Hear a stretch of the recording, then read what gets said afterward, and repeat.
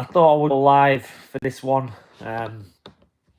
Obviously, last night was the fight, and today I'm seeing lots of people talking about how the fight was scripted, how it was pre-planned. It was like pro wrestling.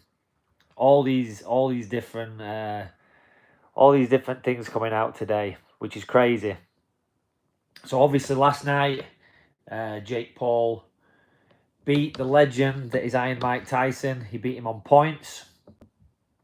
I predicted that in my prediction video, I said that Jake Paul would win, and it would probably be by stoppage. So I got the right winner, but the wrong method. So in terms of the fight itself, it was 8 rounds, 8 2-minute rounds, and the first round, I was watching that first round, and I thought that Jake Paul very, very scared the first round. Every time he was moving well, Mike, I thought that first round, and every time he kind of flinched, or did like a feint, Jake Paul was flinching, and I thought, wow, that first round, Jake Paul didn't look good at all. Like, he looked scared. He looked like, when you see a street fight and people start punching, but they try and not get it at the same time. They throw a punch and they try and pull away. It looked like he was doing that. Like he didn't want to commit on a punch because he thought he was going to get hit big. I give the first round to Mike Tyson. Not a lot happened, and these are 2-minute rounds as well. So yeah, very fast. Not normally you would have a 3-minute round. So, and it was Tyson that chose the 2-minute rounds, and I think that you can see why that he wanted the 2-minute rounds. That sort of did play a factor into it.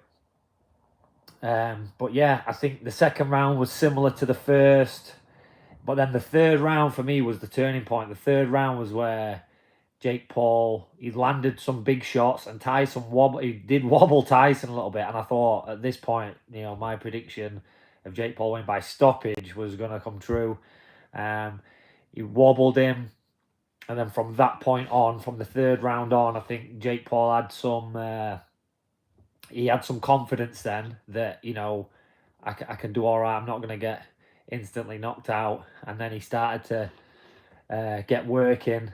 And then, I think you can give Mike Tyson the first 2 rounds. And then from the third round onwards, I think he gave every round clearly to Jake Paul.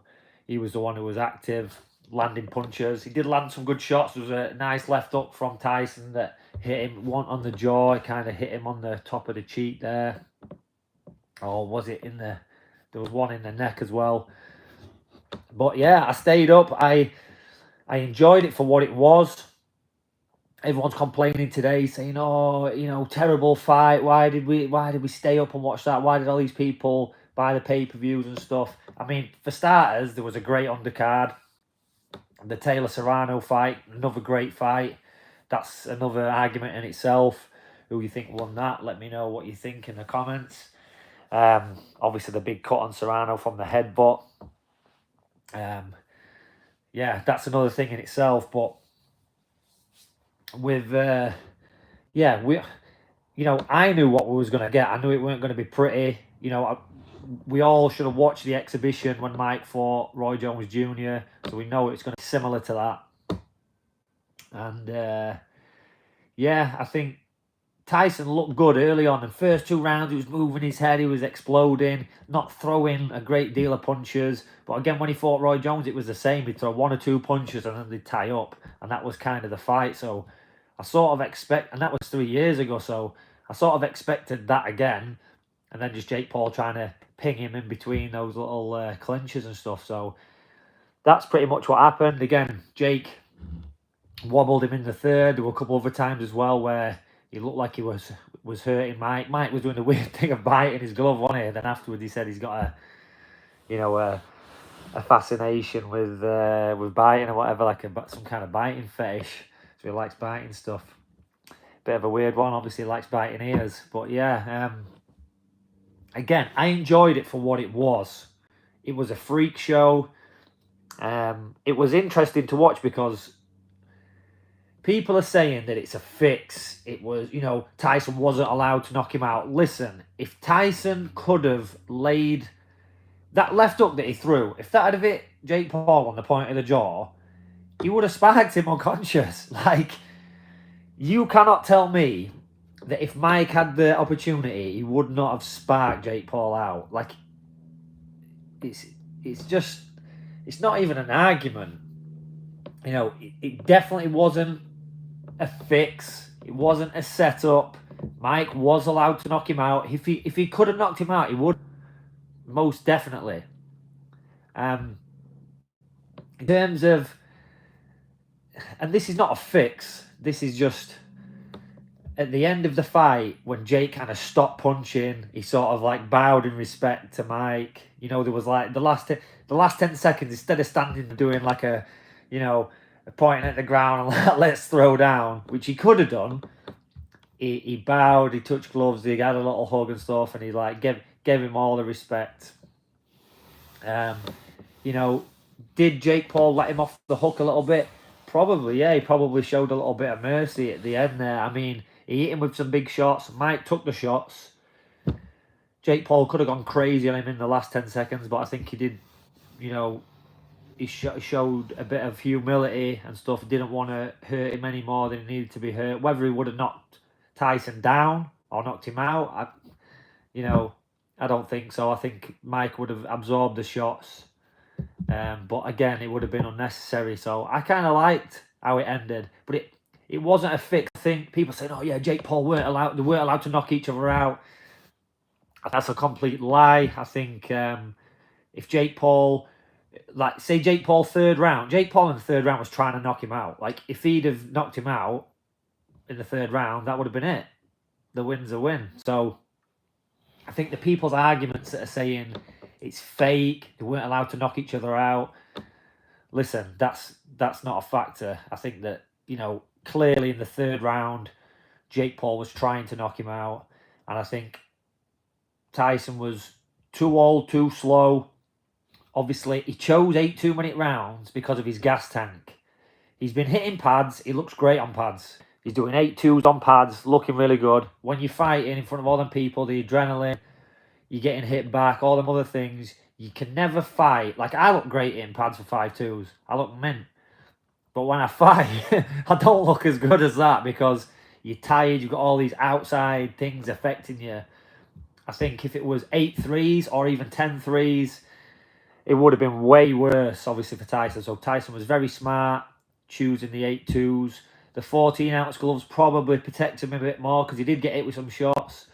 So the 14-ounce gloves and the 8-2s does make sense why Tyson chose that. I think he knew that he wouldn't have the gas tank to really push the pace with one younger and fitter. Against Roy Jones Jr., he didn't look bad, but it was a level playing field then. What you're talking about here is a young man fighting an old man. So the playing field wasn't level. And it was a fair shout. That's why they did 8-2. So so let's get to the script.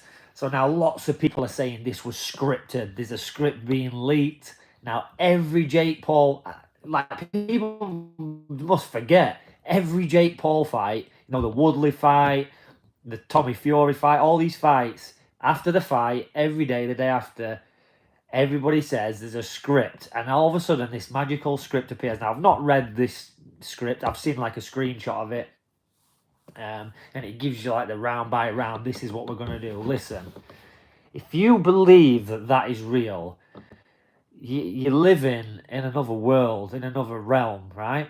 So first of all, if that was real, there is no way they would write that down on a piece of paper, so leaked anywhere. There is just no way that would happen, yeah? It's like pro wrestling, yeah? They're not like leaking these documents for pro wrestling all the time. Everything's written down exactly what's going to happen. They would just go over the match man to man and say, let's do it like this. So if there ever was a pre-planned thing, it would have just been agreed. It wouldn't have been like a film movie script, and definitely they wouldn't have let anybody get their hands on it. Again, after every fight, this so-called script comes out. So, yeah, again, I've not read it. People say, it always happens after the fight. Oh, this were bound to happen. This were planned. Listen, anything could have happened in that fight. And that is why I stayed up to watch it. And that's why many other people stayed up to watch it, because Tyson in that first round could have knocked Jake Paul out. Jake Paul in that third round could have knocked Tyson out. And it was for me, it was 2-2 after the fourth round. So you're talking middle of the fight, it's dead even. Now Tyson could have come back into it. Who knows what could happen. That is why I watched it. I didn't expect a great boxing. I didn't expect anything spectacular. I expected an old man trying to regain his former glory, and a young man capitalizing off an old champion's name. That is what I expected. That is what it was. It's all about the dough. I'm not mad about it. I'm not mad about it. At the end of the day, Jake Paul is a great ambassador for fighter pay. Yeah? Fighters get paid better around the world because of this man. If you fought on the undercard, you got more eyes on you. Does great for women's boxing. Katie Taylor, Amanda Serrano, in huge numbers because of Jake Paul. More young people watching it, and I know, them young people, they might not be going to your local boxing show and watching, but they are interested in boxing through this weird angle. There's nothing wrong with getting more eyes to the sport, even if those eyes aren't boxing connoisseurs, traditional boxing fans. It doesn't matter, yeah? For me, as a professional fighter, somebody who coaches professional fighters, the more money, the more eyes in professional combat sports, the better. The more money for us, the more opportunities for us. It's just better. And that's my afterthoughts, really. Again, it's like people expecting this amazing fight. It's like, no, it's a spectacle. Anything could have happened. That's why we tuned in. And Mike Tyson was just the blood sacrifice. That's all he was. Mike Tyson was a blood sacrifice for Jake Paul's name, his ego, his brand. And it's like, at the end of the day, for me personally, if Mike Tyson was an angel, if he was like a brilliant man outside of the ring, do you know what I mean? If he was like,